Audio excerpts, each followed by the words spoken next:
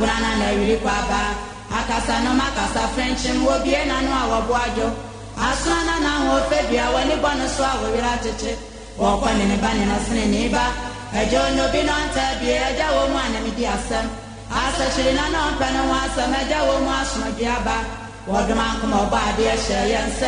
You're 64 years today. You're a member of Food for Thought, and happy birthday to you, Madam Josephine Lexi. You are doing that listening even as I speak now. Yeah, now what to say? Radia Duma Conta. Bibia Boko. Radia Dumpa. No pay a corner light. Light is simple.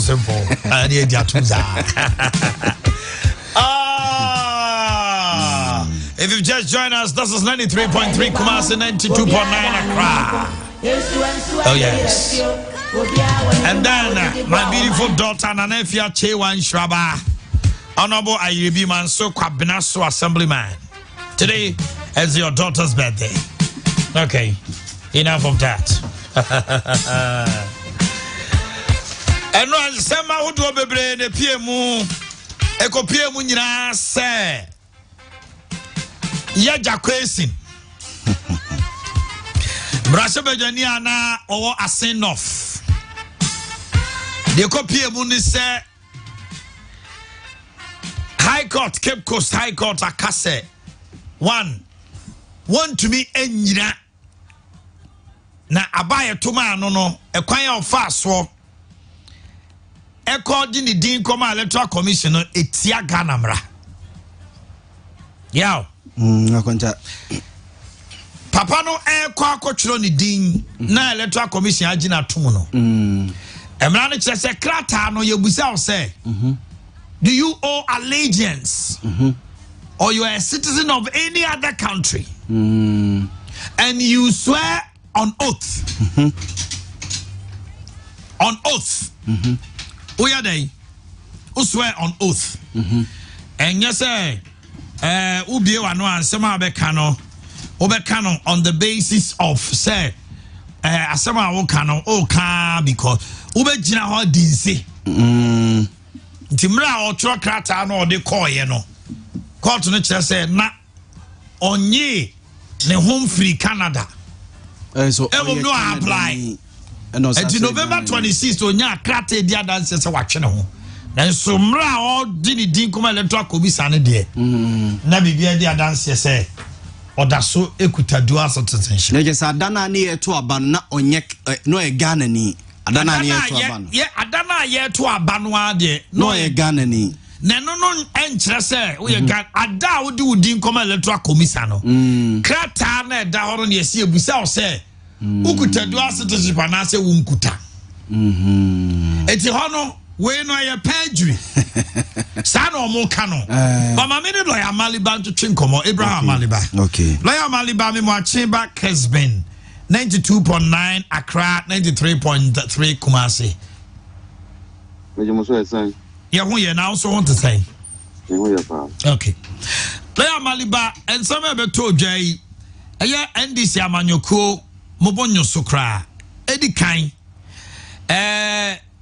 Maakye, especially from the minority leader, say as a Ghana court. You see, I know ye use Ghana court no de aboa ama enyema bi eni se omoge no na travesty of justice and the no na ka mukoje krata bi o Supreme Court kra ka mukodi hu dwuma wote ya ne say ya declaration na court no de verdict ne ruling ne adiaba wadaroma ehimfa pote na mu free say emremu no a judge ni no tena adwamu no piempani no ofom ya enu nti no sana mo na wotu no hubehia say mukọ monim eba baby za appeals court and answer Supreme Court kwa ko hese entenchia na wabu no wadaroma Yo mi das onim say Andrew Akrampo anapana omukọ court no na lawyers for James Kessben a person file process bi and san judge na atina onim say mo share that MBA registering what you know it is here some call register no be any ho exactly and onim said this is the second time that the NC here okay said tama injunction now omebefa etu no so no me ame no ka say echo court honum so say me be file process after the injunction no and omo two court no mu registry and omo dwane ye. This is the second time in this same case, in this same registry, in this same high court, in this minority no kasasa. This is where they are coming from. This is where they are coming from. Okay. But case nankasa yeye ka say whether or not Obi is owing allegiance to another country other than Ghana, a constitutional matter. Okay. Once it's a constitutional matter, no, it's the Supreme Court that can interpret it. The catch judge will say, refer the matter to the Supreme Court for interpretation. What's 1 year? One year. Sa provision no, ya interpreted that. And only by the crowd worker say ya interpreted that. Well, first the NATO case. The NATO case, no, not a non-registration, not the DNA register no more. Tama NDC Eco primaries. That is different from Obia, where you're a registered voter, but you are challenging what ne allegiance. Say he owes allegiance to Canada. So when it comes to allegiance, because it is an interpretation of the Constitution, you, the High Court judge, only to me. So yes, that's the first point. The second point is Osha PNDC law 284, People's Representation Act. Okay. Okosha section 21D. D as in dog, D, not B. D, A, yeah. B, C, D. That's right. Okosha D. Actually, say, Nipokrona ube disqualified, no, and I said, the Macrona, you are going to cancel the elections results, no. Sani Pakrono, AOB 1 year qualified at the time of his election. Now, MP before court, almost say, at the time of nomination, now 1 year qualified. At the time of EC for FBA nomination, now 1 year qualified. And I can say, that is not important because PNC law 284, section 21D says that the cutoff point, the time Obekase 1 year qualified, at the time of elections. At the time of elections, and not the time of nominations. Niaomo can say, oh, election is a process. Into a process, you know, it starts from nomination. And I make say, now say, only registered voter. Ubet me MP. Say only registered voter, only me MP. And then I cut off registration. And then I say, oh, once it's a process, you know, then let's send it back. Let's start from registration. Law Ben can say you should start from nomination and not from elections. Law Ben can say, and also omo PNDC law no. And come person omo say it starts from nomination. Yanti profu and chesa in profu. They will know that there's a word called nomination. And I said, time omo Salon, the word nomination was in existence. The fact that Oma insisted is at the time of elections, you know. Means say they intend that it should be at the time of elections. Now, the Constitution also, say a person shall not be a member of Parliament if he owes allegiance to another country. Now, there's a reason for this. The reason is say we don't want you to be sitting in Parliament. You have access to classified information. You can use that information to give it to the other country. And yes, sir. Turn it here. Na say ukofa form. Say ube registration, ube contesting, ukofa form. What kind of information comes into your knowledge? Are you following my argument? Yeah, I'm following it correctly because the whole kind of just say obi kofa form at that moment, no, only harmful to release any information. You have put it right. He's not dangerous. Yes. So why would you disqualify him at the time of a nomination? And when we say a person shall not be a member of parliament, it means, at what time do you become a member of parliament? It's when you are sworn in. When I was in this case, I asked the judge, my lord, I don't expect you to answer, but at what time would they say that you are a judge of the High Court? Is it when the president announces your name, and now if you take the oath of office? And I will know Ankasa and ordinity. Because when the president mentions your name, they can withdraw the nomination or appointment. You have to go through a process. Exactly, it's a process. So this ruling or judgment, is against the law, is against the principle and spirit of the Constitution, and I think that this ruling is a bad one. The judgment is a bad judgment for our country. Abraham Maliba medasi anope. Okay. Yeti Abraham Maliba ensema oka. Na quotation on ensema odi tutu dwane nyina no. PNDC law 284. And I quote to say be only quines obetime gina say oye mrashebejani and some bebre and a any other election petitions and other legal proceedings. Yakoba Ebesha wants to myself. Makra, Akwaba. Good morning.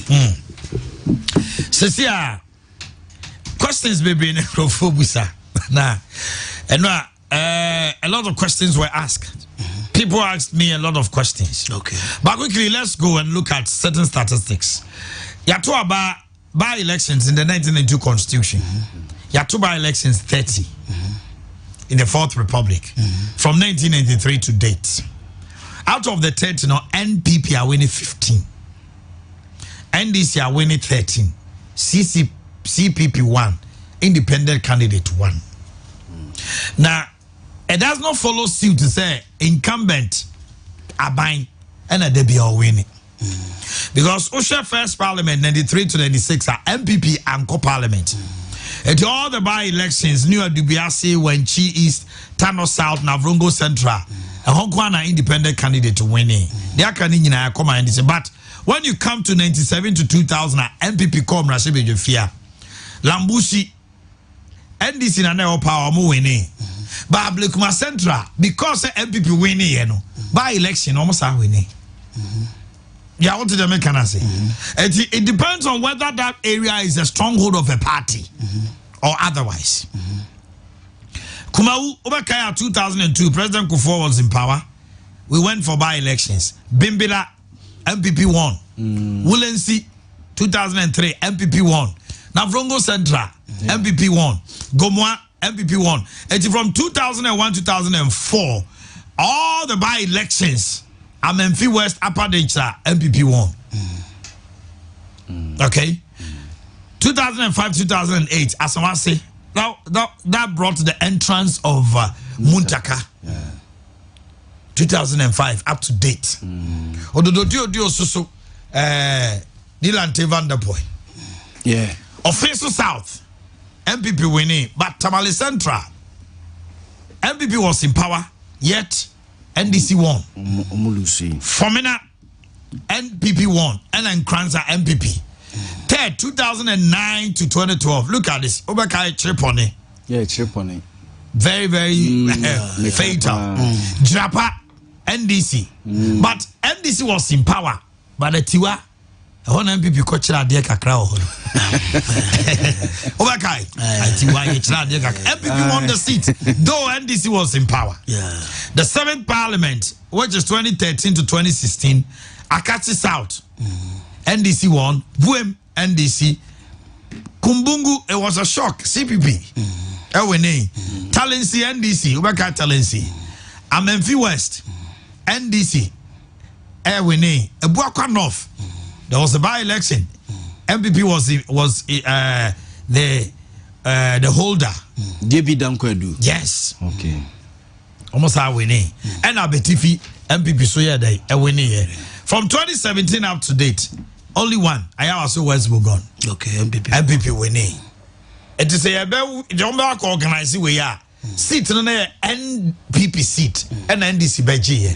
MPP is in power. Can they take it? But the issues surrounding them, no. One. Ebimu Busa say Pae. Clerk of Parliament Ada Omobeso we no Kessben. I don't know if we have the video or Kessben or say or no there or Peneso ye de krata breno say ya serve obi injunction he cannot hold himself as a member of parliament near the mu ye de na e ba be wie no let's hear him quickly na me mamun kan na mon kasa constituency pursuant to the parliamentary elections held on 7 December.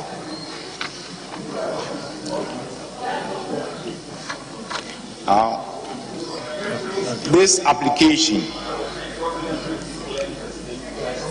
having come on Monday, 4th day of January 2020, on 4th day of January 2021, before His Lordship Justice Pae Mu Ka, Justice of the High Court, sitting in Cape Coast, and upon reading the affidavit deposed by Michael Ankuma Nimfa, applicant hearing in support thereof, and upon hearing Frank Davis, Esquire, and with him Gary Nimaku and Frank Usi, counsels for and on behalf of the applicant, hearing together with Abraham Amaliba, Esquire, and with him Edu Yabwa of counsel and on behalf of James Kessben, aka James Kessben, first respondent. It is hereby ordered that James Kessben, aka James Kessben, first respondent hearing, is hereby restrained from holding himself out as a member of parliament elect for the Asin North constituency within the central region of the Republic of Ghana. PP Nino Nimfano or the injunction no koi no Amaliba Mosuso koi eko kasai. Okay. And Zana Judge Nibua expert in Serbia Camino was a nama facone Mako Giabano. I say or the court no obo James Kessben Amania lawyer for by Musomoba. Yentia somewhere later ebeye dedino. Ma papa ye clerk of parliament no ekaye so no there whoever almost on beto any problem now wow oba beto adie we no the consequences thereafter no esa question na mom the beneficiary of this election so who say ono so ensusanso e beba na eboa pese do we have it beneficiary hono ne agreke no yentie no ha Parliamentary elections held on 7 December.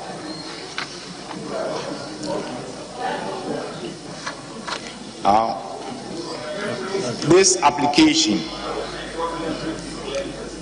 for the Asin North constituency within the central region of the Republic of Ghana, and further presenting himself to be sworn in as a member of parliament elect as such until the final determination of the petition filed against him by the applicant hearing, given under my hand and seal of the High Court at Cape Coast, 6th day of January 2021. I was duly served, and I am therefore unable to constituency pursuant to the parliamentary elections held on 7 December. I thought you could give us that. Yeah, quickly, I'm into. So say beneficiary of sa elections na omoto no the night should also be ready to bear the consequences. Beneficiaries no doso. Like you say Ghana na yetim ne an illegal country. Why are you talking like that? Papa na kwa koto aba kwa koyi Speaker of Parliament amai James Jeti Kessben. Watu abami ya approve president of Ghana. Mebwa.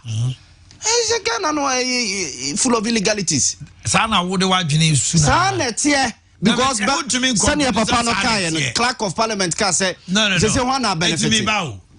Papa no a okoto aba no. Yes. Does it nullify the elections? Why a ballot stuffer? Or stuffy ballot? Ballot stuffing nye na ko Supreme Court. No, but no, okoto naba. Any kwan so to aba bi. At the time I to aba no there na say oni kwan. Nani at the time I cop akoko contest ya de say no e Ghana ni ye to aba no say no e Ghana ni. Yes mra wo ba betwe wudi no. And I busa say we Ghana ni and now uni allegiance to any. You refuses to be that. Or if you answer in the affirmative, na efani outsanya sanetia. You have lied on oath in Ghana law, criminal. It's perjury. Nyana mo say criminal there is there. No. It is crime does not have a date. It is but it doesn't take no unless there is a new law. That new law does not take retrospective effect. But a law exists. And you don't talk about it. November 26th, no. Yetu Obama no so a Ghana near. At that time, no. Now be challenge. The fact that Yaw Uye Bibi wa hanmo be challenge which say all your attitude and behavior is right. Yes. Obi betuma challenge you. Sadi oye enye no. Eno ni pakono challenge.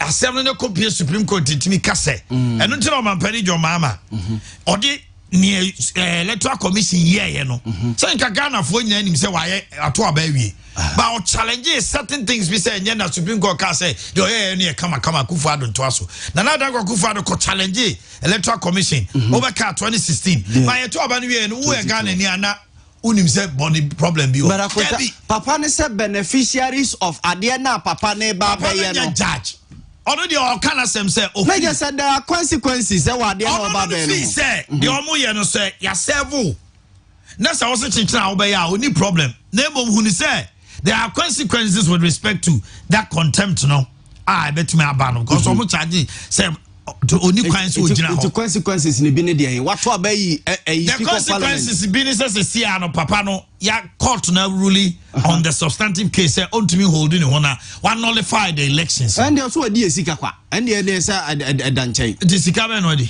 ni wako parliament bo so menso ya tua oka say MPs o market ya so oba refund an answer dey or refund it. Oh, tia with interest. I will refund it.